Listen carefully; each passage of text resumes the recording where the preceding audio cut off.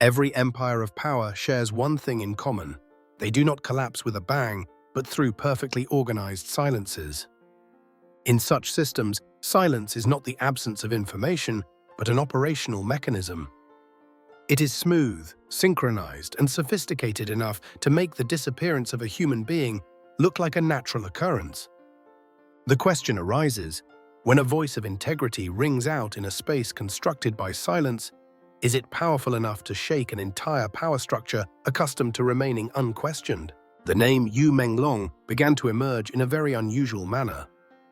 Not in the newspapers with loud headlines, not in a suspension notice or an official statement of denial. It appeared as a void. One day, people realized that searching for that name had become more difficult. Posts that once existed simply vanished. Accounts familiar with the rhythm of regular updates suddenly fell into a state of stillness. There was no sign of an ending, only a slow but consistent fading.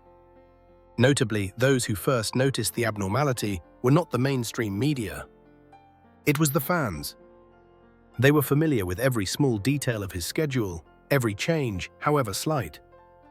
They noticed when a project was postponed indefinitely without reason, when images were removed from platforms without explanation, when collaborations gradually dissolved, not loudly but consecutively. Questions began to arise within the community, but the answers never came. That silence did not resemble chaos. On the contrary, it had structure. It was neat, professional, and deployed almost in synchronization, as if a script for this situation had already been prepared. In that context, remaining silent was no longer a natural reflex. It became a signal. And at that moment, an unexpected crack appeared from within the system. The person who created that crack was not an outsider, not an anonymous account or an independent content creator. It was an industry leader, someone who understood exactly how the machine operated, understood the invisible boundaries and the price of crossing them. Just one sentence in an internal discussion, supposedly routine, was enough to rattle that quiet surface.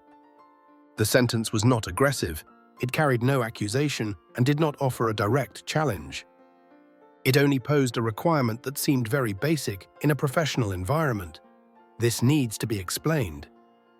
Less than 48 hours later, that leader disappeared from important meetings. Decision-making authority was curtailed. Roles were changed. There was no announcement. No reason was given. There was only a sudden absence, clear enough for those observing to understand that a boundary had just been touched. From here, the story was no longer about an artist or an individual decision. It opened a larger, smoldering, yet persistent question. When silence becomes the sole norm for survival, what happens to anyone who chooses to speak? And more importantly, how will a system based on controlling the narrative react when its very silence begins to be read as evidence? No one enters the entertainment industry without soon realizing the existence of invisible boundaries. They are not written in contracts, they do not appear in emails, and they are not mentioned in official training sessions.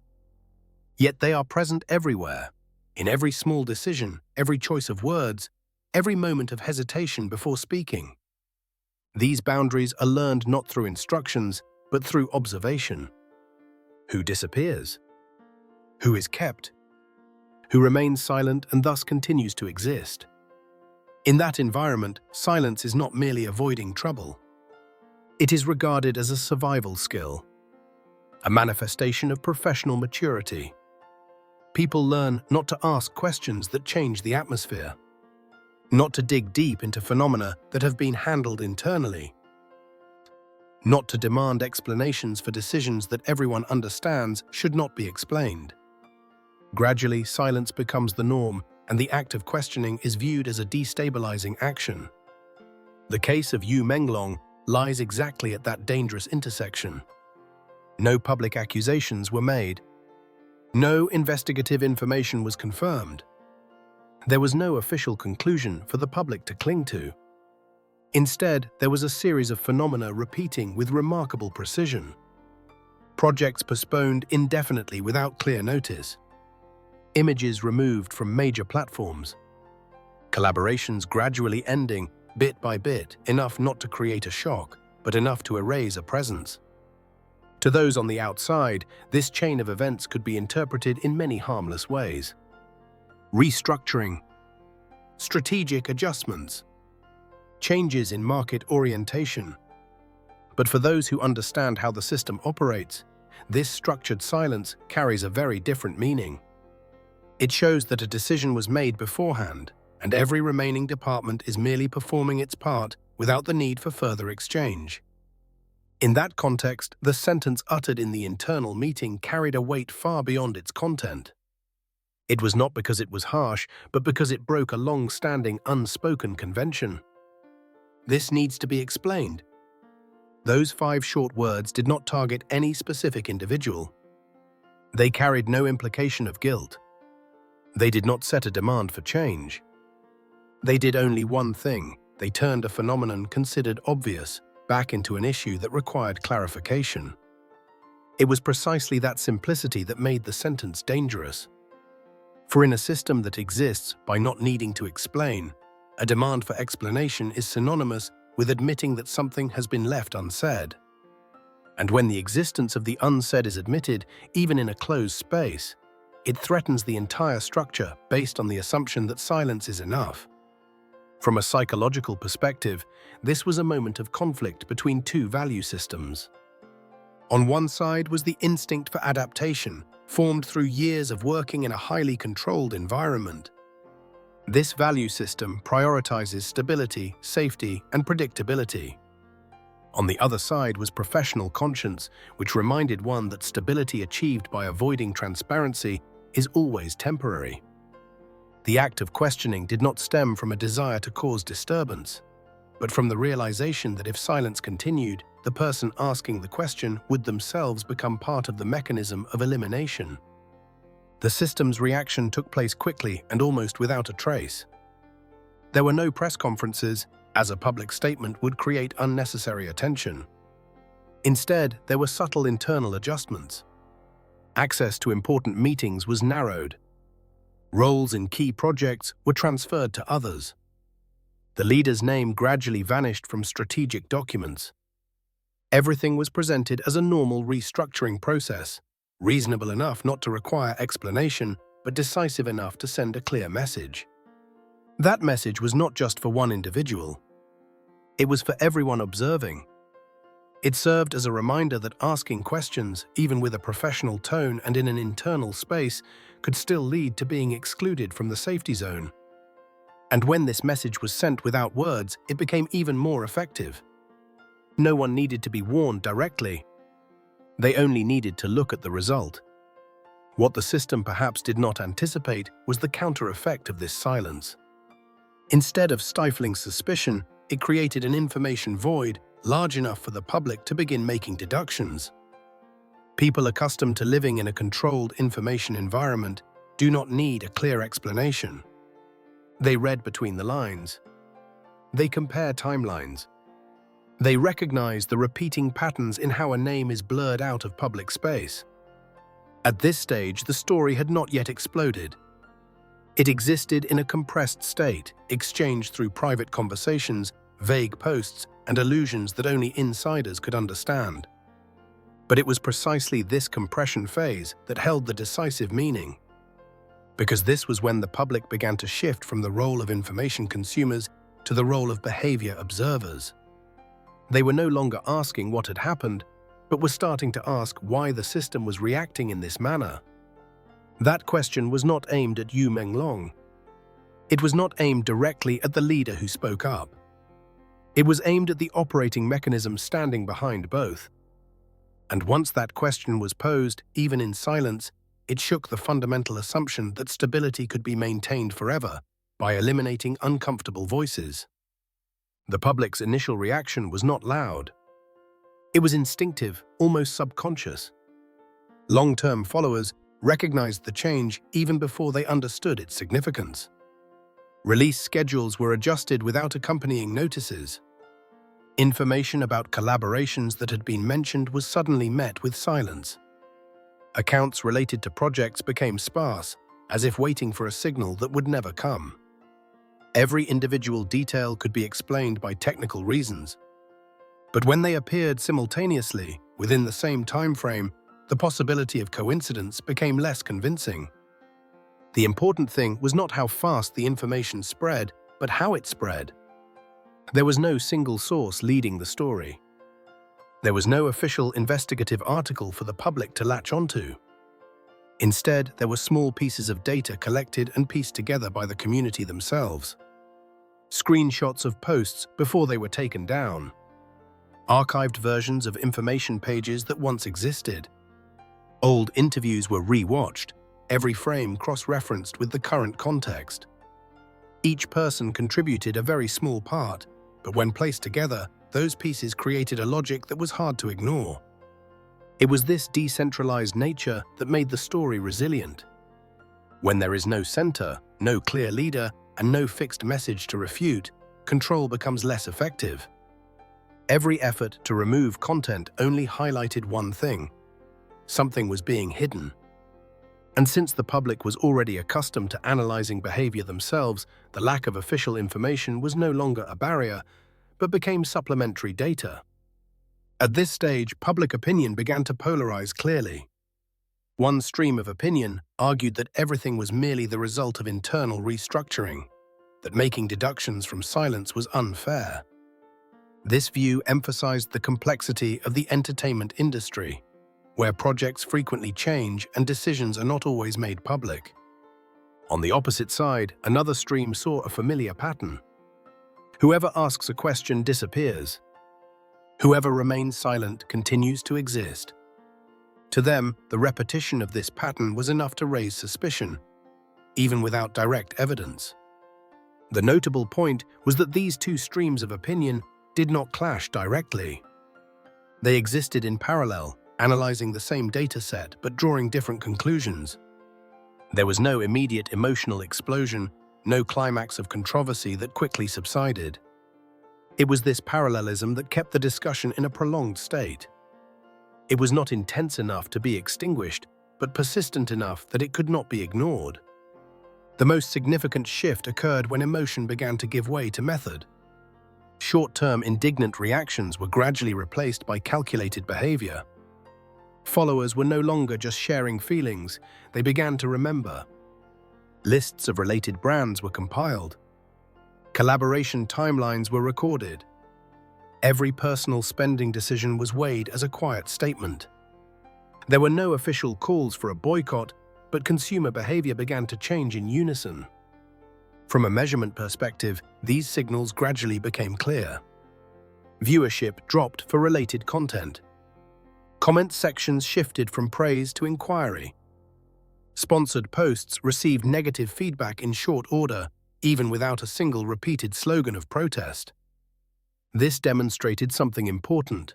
Pressure does not need to be publicly organized to be effective. Once collective memory is formed, it self-regulates behavior without the need for coordination. Another factor that prolonged the story was the community's adaptability in the face of censorship.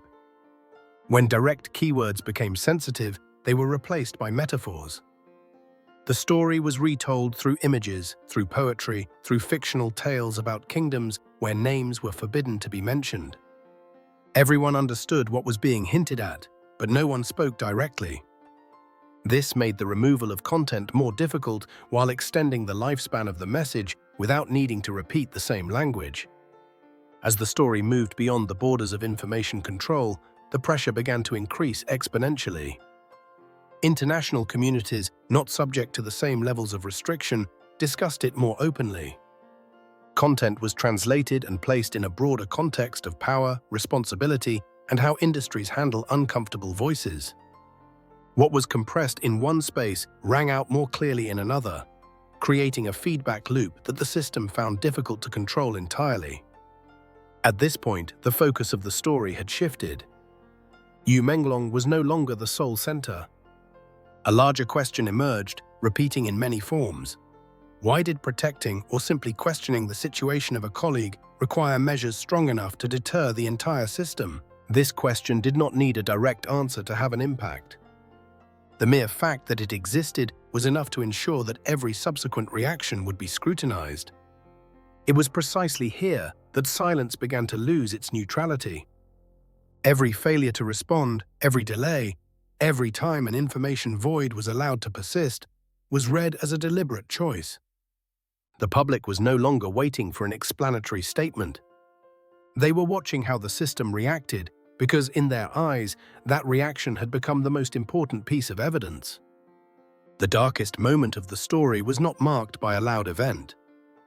There was no shocking announcement, no new evidence released, and no explosive moment significant enough to force mainstream media to intervene. The true climax took place in a prolonged absence. The leader who had spoken up did not return. He did not appear on any public platform. There was no explanation, no effort at self-defense. His silence did not resemble a communication strategy. It looked like the inevitable result of a system that had closed off all exits. It was this very absence that created an unintended effect. Instead of causing the story to subside, it turned that leader into an accidental symbol. Not a symbol of overt resistance, but of a professional conscience that had been eliminated. The public no longer focused on what he had said, but on the question of why a person in that position could disappear so quickly and cleanly. This question was not a momentary emotion. It aimed directly at the power structure, where asking questions was regarded as risky behavior. At this stage, the form of public reaction had completely changed. There were no more short-term waves of anger. Instead, there was a prolonged state of remembrance. Consumers did not need to remind each other what to do. They only needed to remember. And that memory began to affect behavior in a quiet but persistent way. Every new project announced, every collaboration notice issued, was weighed against what had happened. Support was no longer the default, it became a condition to be considered. Internally within the industry, more subtle consequences began to emerge. Communication teams no longer viewed silence as a completely safe choice. Every decision not to respond was weighed more carefully, as precedent had proven that silence could be interpreted disadvantageously. A small but notable change took place in the language used. Instead of "no comment," people began to use more neutral phrases that were stalling but acknowledged the existence of the issue. This did not stem from a commitment to transparency, but from the fear of repeating the same mistake. Younger personnel, those who had witnessed the entire progression from beginning to end, carried this memory into meeting rooms. They did not protest loudly, nor did they directly challenge. Instead, they asked different questions than before.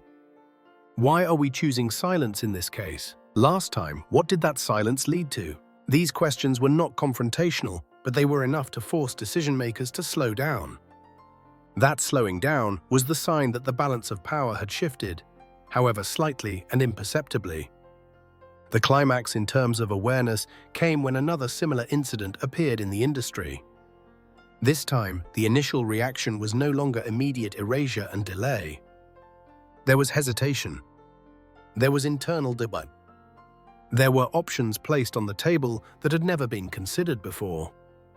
A seemingly meaningless sentence was included in the official announcement. "We are aware of the concerns and are reviewing the matter." That sentence solved nothing in terms of content, but it showed that the system had remembered the previous lesson. The important thing is that this awareness did not lead to comprehensive reform. There was no collective moral awakening. The system did not become better in an idealistic sense. It only became more cautious. But that caution was the first step of adjustment. Not because of a desire to be responsible, but because of the realization that every choice has observers, and every void can be read disadvantageously. In that context, Yu Menglong's story never had a clear ending. There was no public investigation, no official apology, no traditional restoration of honor. Instead, there was a more pragmatic kind of ending. The story was moved past by time, by new projects, new faces, and new topics. But it was not erased. It was set aside, like a long shadow that always appears whenever someone considers using the strategy of silence again. The leader who spoke up did not regain his position. He had no moment of victory, no affirmation that he had been right. But the influence of that action transcended his personal career. It proved something that every power structure should fear. A single act of conscience, when collectively remembered, can change the behavior of the entire system without needing to overthrow it. From this moment on, silence was no longer understood as neutral. It became a choice with consequences. And as those consequences began to be factored into every small decision, the story completed its most important role.